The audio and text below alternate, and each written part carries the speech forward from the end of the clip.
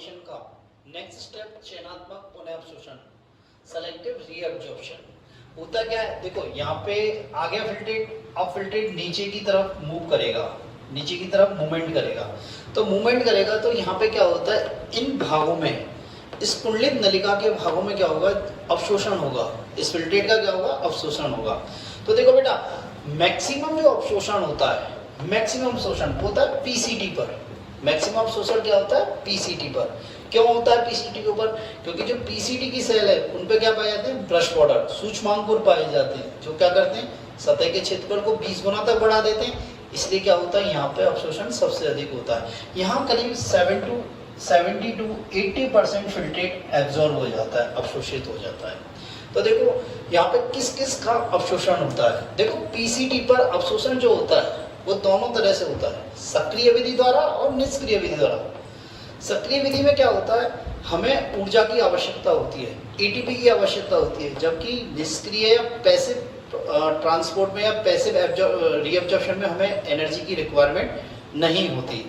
तो देखो क्या होता है, पीसीटी पर ग्लूकोज, अमीनो एसिड और फैटी एसिड का 100% पुनर्अवशोषण हो जाता है, कंप्लीटली पुनर्अवशोषण हो जाता है नॉर्मल कंडीशंस में। यदि कोई बीमारी है तो बात अलग है, कोई नॉर्मल कंडीशन में पूरा अवशोषण हो जाता है ग्लूकोज का, अमीनो एसिड का और फैटी एसिड का। और इनका अवशोषण जो होता है वो सक्रिय विधि द्वारा होता है। किसके द्वारा होता है बेटा, सक्रिय विधि द्वारा। ठीक है। इलेक्ट्रोलाइट्स, बहुत सारे आयन होते हैं, उनका अवशोषण भी यही होता है। जैसे K+ आयन है, उसका 75% अवशोषण होता है, सोडियम का 70% होता है, बाइकार्बोनेट आयन का क्या होता है, 90% अवशोषण होता है। ठीक है।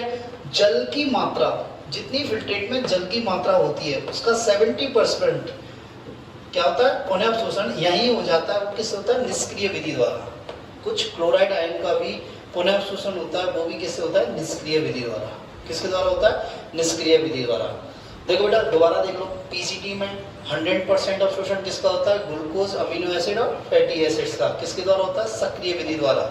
ठीक है। और किसका होता है, इलेक्ट्रोलाइट्स का, विद्युत अपघट्य का अवशोषण होता है कितना, 70 to 80%। ये जरूरी नहीं है कि हम इस रेंज को पूरी तरह याद रखें, हमें इतना याद रखिए 70 to 80% होता है। ठीक है। जैसे K+ ion 75%, Na+ ion 70%, bicarbonate ion 90%। ठीक है। जल का कितना होता है, 70%। क्लोराइड कुछ मात्रा में अवशोषित होते हैं। ये जल और क्लोराइड जो अवशोषित होता है ये क्या होता है, निष्क्रिय विधि द्वारा। तो मैक्सिमम रीअब्जॉर्प्शन यहाँ पे हो गया हमारा, क्या हो गया, यहाँ रीअब्जॉर्प्शन हो गया। तो यहाँ पे जो फिल्ट्रेट आएगा, यहाँ जो फिल्ट्रेट है वो फिल्ट्रेट क्या है, आइसोटोनिक फिल्ट्रेट। क्या है बेटा, यहाँ आइसोटोनिक। क्या बेटा, आइसोटोनिक। आइसोटोनिक समपरासरणी, समपरासरणी है। ठीक है। ये क्वेश्चन पूछा जाता है, 1 नंबर में पूछा जा सकता है राजस्थान बोर्ड में, कि पीसीटी पे क्या होता है, समपरासरणी होता है, आइसोटोनिक होता है। ठीक है। नेक्स्ट आता है लूप ऑफ हेनले पे। क्या आता है, लूप ऑफ हेनले पे। अब देखो लूप ऑफ हेनले पे आया, बचा हुआ फिल्ट्रेट कहाँ है, लूप ऑफ हेनले पे। तो देखो मेरी बात, लूप ऑफ हेनले की 2 आर्म है, एक तो ये आर्म है, कौन सी, डिसेंडिंग आर्म, और ये कौन सी है, असेंडिंग आर्म। क्या बेटा, ये असेंडिंग आर्म। ठीक है। एक तो क्या है, डिसेंडिंग आर्म, और एक क्या, असेंडिंग आर्म। तो देखो ये डिसेंडिंग आर्म सबसे पहले कहाँ पहुंचेगा, डिसेंडिंग आर्म पर, मतलब अवरोही भुजा पर। किस पे, अवरोही भुजा, लूप ऑफ हेनले। और कौन सी भुजा है, डिसेंडिंग लेवल, अवरोही भुजा।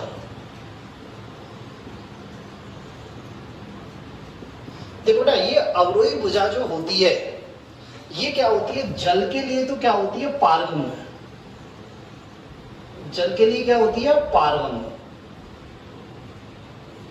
और आयंस के लिए क्या होती है, अपारगम्य।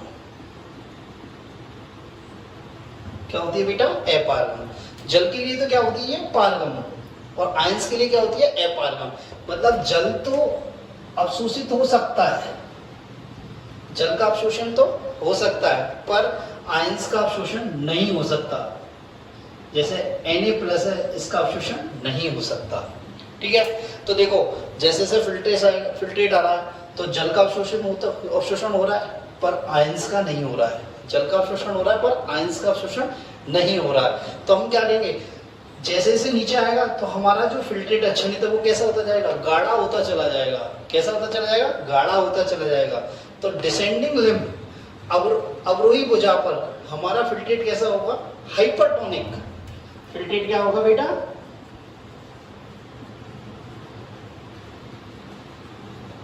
हाइपरटोनिक, अति परासरणी।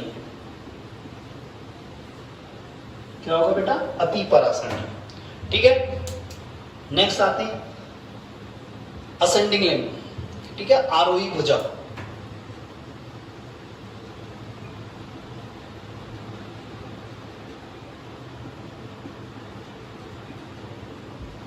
क्या बेटा, असेंडिंग लिम्ब, आरोही भुजा। तो देखो ये इसके आरोही भुजा होती है, ये अवरोही के बिल्कुल विपरीत होती है। क्या होती है, बिल्कुल विपरीत होती है। ये जल के लिए तो क्या हो गई, अपारगम। जल के लिए क्या हो गई, अपारगम। जबकि आयंस के लिए कैसी हो गई है, पारगम। आयंस के लिए कैसी हो गई, पारगम। तो देखो यहाँ पे जब फिल्ट्रेट नीचे बढ़ रहा है तो क्या हो रहा है, गाढ़ा होता चला जा रहा है, क्योंकि जल का अवशोषण हो रहा है और आयंस का नहीं हो रहा। पर जब यहाँ से ऐसे ऊपर जाएगा तो यहाँ क्या होगा, जल का अवशोषण बंद हो गया और आयंस का अवशोषण क्या हो गया, स्टार्ट हो गया, चालू हो गया। तो ये फिल्ट्रेट कैसा होता चल जाएगा, पतला होता चल जाएगा। क्या होता चल जाएगा बेटा, पतला होता चल जाएगा। मतलब इसकी कंसंट्रेशन, इसकी सांद्रता कैसी हो जाएगी बेटा, कम होती चली जाएगी। क्या होती चली जाएगी, कम होती चली जाएगी। ठीक है, मेरी बात समझ में आ गई। तो यहाँ पे कैसा है, हाइपरटोनिक, और यहाँ कंसंट्रेशन क्या हो गई, कम हो गई, हाइपोटोनिक की सी सिचुएशन बनती आ जाएगी। ठीक है, नेक्स्ट फिल्ट्रेट पहुंचता है डीसीटी पर। क्या पहुंचता है बेटा, डीसीटी पर। ये वाला भाग है डीसीटी। क्या बेटा, डीसीटी, दूरस्थ कुंडलित नलिका। क्या बेटा, दूरस्थ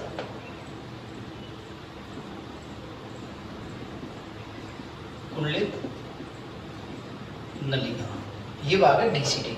देखो इस भाग पर जो पुनः अवशोषण होता है वो क्या होता है, हार्मोन की उपस्थिति में होता है। किसकी उपस्थिति में होता है बेटा, हार्मोन की उपस्थिति में होता है। तो देखो डीसीटी पे जो अवशोषण होगा, देखो जल का जो अवशोषण होगा वो किससे होगा, एडीएच हार्मोन के द्वारा होगा, एंटी डायूरेटिक हार्मोन। इसको बोलते हैं एंटी डायूरेटिक हार्मोन।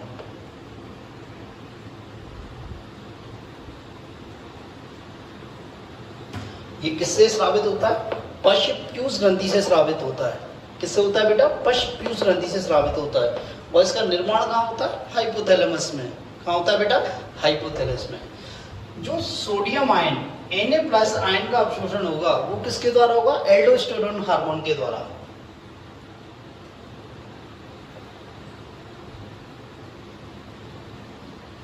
किसके द्वारा होगा बेटा, एल्डोस्टेरोन हार्मोन के द्वारा। और ये एल्डोस्टेरोन हार्मोन क्या है, मिनरलोकॉर्टिकॉइड्स है। क्या बेटा, ये मिनरलोकॉर्टिकॉइड्स है। और कहां से रिलीज हो रहा है, ये एड्रिनल कॉर्टेक्स से। कहां से रिलीज हो रहा है बेटा, एड्रिनल कॉर्टेक्स से। तो दूरस्थ कुंडलित नलिका डीसीटी पे मेनली वाटर का एब्जॉर्प्शन किसके द्वारा होता है, एडीएच हार्मोन के द्वारा। किसके द्वारा, एडीएच हार्मोन के द्वारा, जो किससे निकल रहा है, पश्च पीयूष ग्रंथि से। और कहां बन रहा है, हाइपोथैलेमस में। और सोडियम आयन का अवशोषण कहां किससे हो रहा है, एल्डोस्टेरोन हार्मोन के द्वारा। किसके द्वारा, एल्डोस्टेरोन के हार्मोन के द्वारा। जो ये हार्मोन कहां से निकल रहा है, एड्रिनल कॉर्टेक्स से। किससे निकल रहा है, एड्रिनल कॉर्टेक्स से। देखो दूरस्थ कुंडलित नलिका पे, इस पे बाइकार्बोनेट आयंस का भी अवशोषण होता है। बाइकार्बोनेट आयन का भी पुनः अवशोषण होता है। मेरी बात समझ में आई। देखो एक क्वेश्चन पूछा जाता है कि कंडीशनल रीएब्जॉर्प्शन कहाँ होता है, तो हम क्या देंगे, डीसीटी पे होता है। और क्यों होता है, क्योंकि यहाँ पे जो एब्जॉर्प्शन होता है वो किसके द्वारा होता है, हार्मोन्स के द्वारा होता है। किसके द्वारा होता है बेटा, हार्मोन्स के द्वारा होता है। मेरी बात समझ में आई। और यहाँ फिल्ट्रेट क्या हो जाता है, पुनः आइसोटोनिक हो जाता है। यहाँ फिल्ट्रेट क्या हो जाता है, आइसोटोनिक।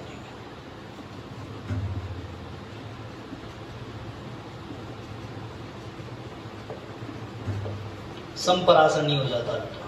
क्या हो जाता है, संपरासरणी हो जाता है। ठीक है, नेक्स्ट आता है कलेक्टिंग डक्ट। क्या आता है बेटा, कलेक्टिंग डक्ट। ये वाला भाग है कलेक्टिंग डक्ट, संग्राहक नलिका।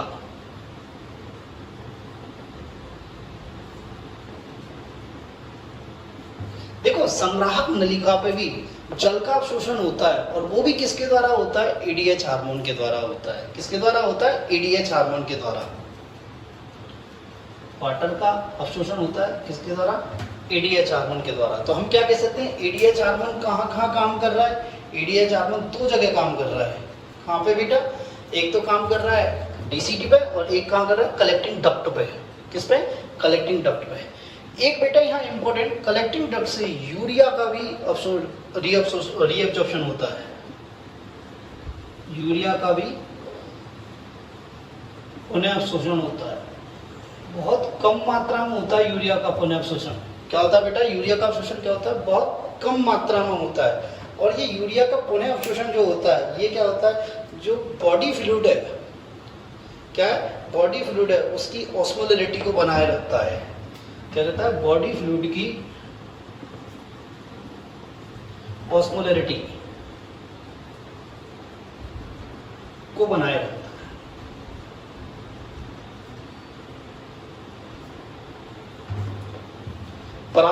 परासारणता को बनाए रखता है। ठीक है, तो ये आपका हो गया रीअब्जॉर्प्शन। ठीक है, पीसीटी में मैक्सिमम रीअब्जॉर्प्शन होता है glucose, amino acid, fatty acid का 100% और किससे होता है? सक्रिय विधि द्वारा। के plus ion, Na plus ion और बाइकार्बोनेट आयन, इसका क्या होता है? 70 to 80% होता है। देखो ये लिमिट, ये याद रेंज इतनी ज्यादा ऐसा नहीं है कि 2-5% इधर उधर हो जाएगी तो कोई प्रॉब्लम है, कोई प्रॉब्लम नहीं है। वाटर का कितना होता है? 70%। क्लोराइड आयन का क्या होता है? कुछ मात्रा में होता है। किसके द्वारा होता है? निष्क्रिय विधि द्वारा। ठीक है, अब देखो लूप ऑफ हेनले की दो आर्म है, एक तो है अवरोही भुजा, एक होती है आरोही भुजा। अवरोही भुजा क्या होती है? जल के लिए पारगम होती है और आयंस के लिए अपारगम होती है। तो क्या होगा? जैसे जैसे फिल्ट्रेट आएगा जल का अवशोषण होगा, जल का अवशोषण होगा तो क्या होगा? फिल्ट्रेट कैसा हो जाएगा? सांद्र हो जाएगा, उसकी गाढ़ापन उसका बढ़ जाएगा। ये आरोही भुजा होती है, ये अवरोही भुजा के बिल्कुल अपोजिट होती है। यहाँ क्या होता है बेटा? जल का अवशोषण नहीं होता, सोडियम आयन का अवशोषण होता है। किसका होता है? सोडियम आयन का अवशोषण होता है। तो क्या होगा? जैसे जैसे फिल्ट्रेट ऊपर जाएगा तो उसमें से क्या आयन अवशोषित कर लिए जाएंगे? क्या अवशोषित कर लिए जाएंगे? आयन अवशोषित कर लिए जाएंगे। जब आयन अवशोषित हो गए बेटा तो क्या होगा? इसकी सांद्रता क्या होगी? कम होती चली जाएगी। क्या होती चली जाएगी? कम होती चली जाएगी। ठीक है, डीसीटी पे जो अवशोषण होता है, जल का अवशोषण एडीएच के द्वारा होता है और सोडियम आयन का अवशोषण एल्डोस्टेरोन के द्वारा होता है।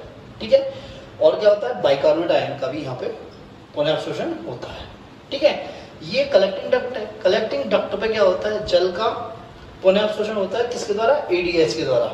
और क्या होता है? यहाँ पे कुछ मात्रा में यूरिया का अवशोषण भी होता है, जो क्या करता है? हमारे जो शरीर के द्रव हैं उनकी ऑस्मोलरिटी को, परासारणता को बनाए रखता है, परासारणता को बनाए रखता है।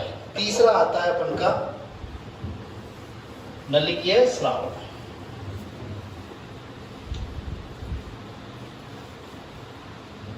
तीसरा आता है बेटा नलिकीय स्राव। तीसरा भाग होता है मूत्र निर्माण की तीसरा भाग होता है नलिकीय स्रावण, ट्यूबुलर सिक्रेशन। देखो बेटा होता क्या है?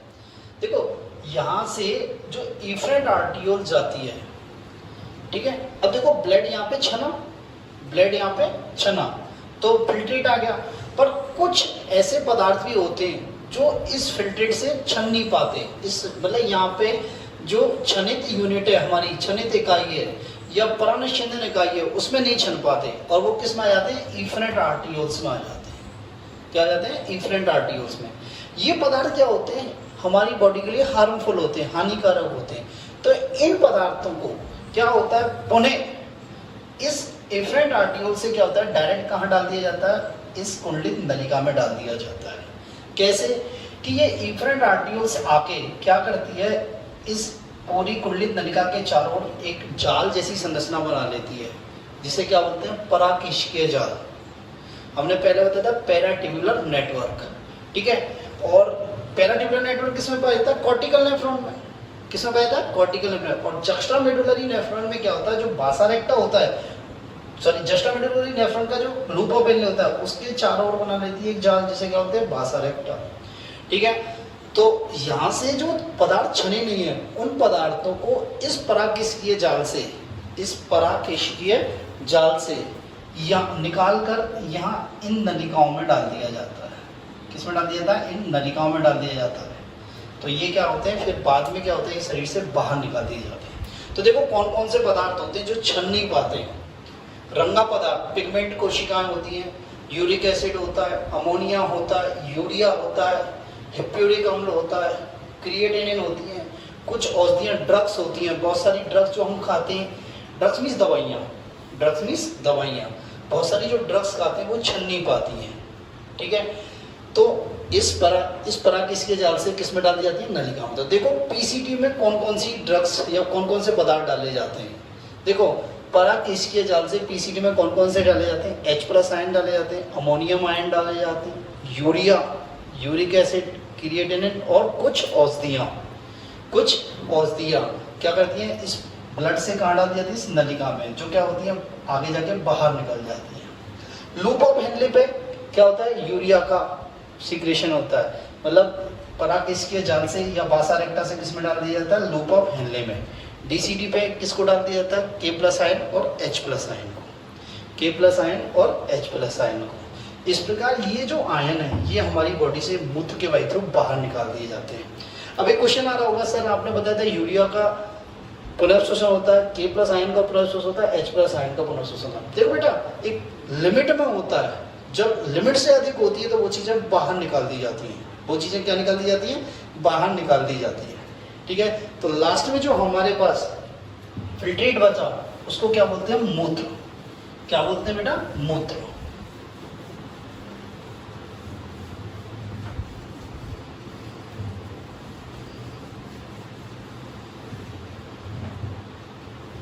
देखो बेटा मूत्र,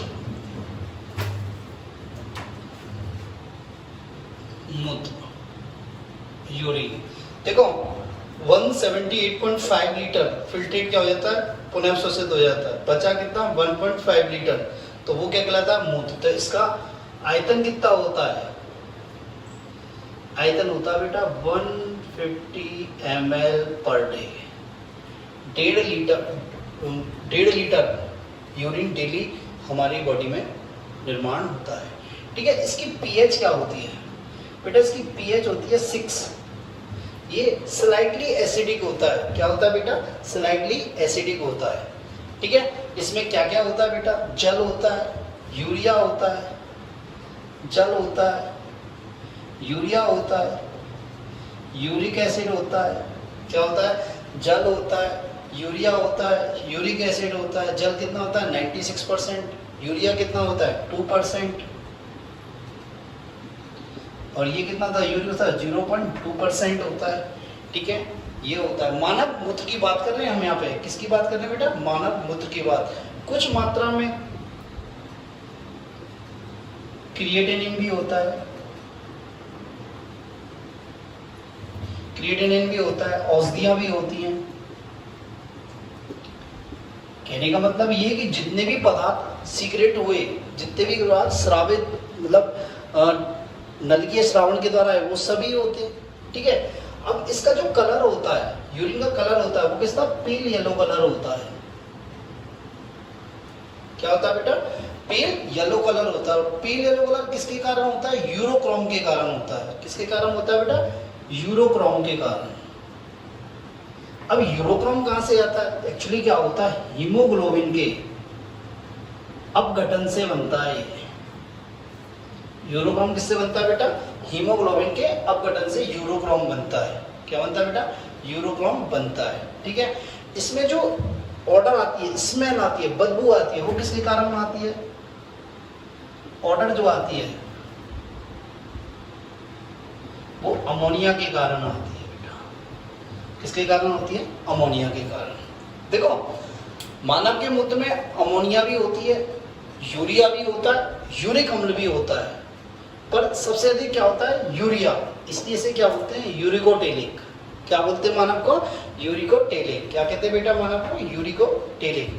ठीक है, और करीब करीब 25 to 30 gram urea per day उत्सर्जित होता है मानव में। 25 to 30 gram urea per day उत्सर्जित होता है। ठीक है, यहाँ आपका मूत्र निर्माण की क्रियाविधि कंप्लीट होती है। ठीक है बेटा, नेक्स्ट क्लास में हम आपको पढ़ाएंगे डिजीज और अपोहन की क्रिया, डायलिसिस। Okay, thank you.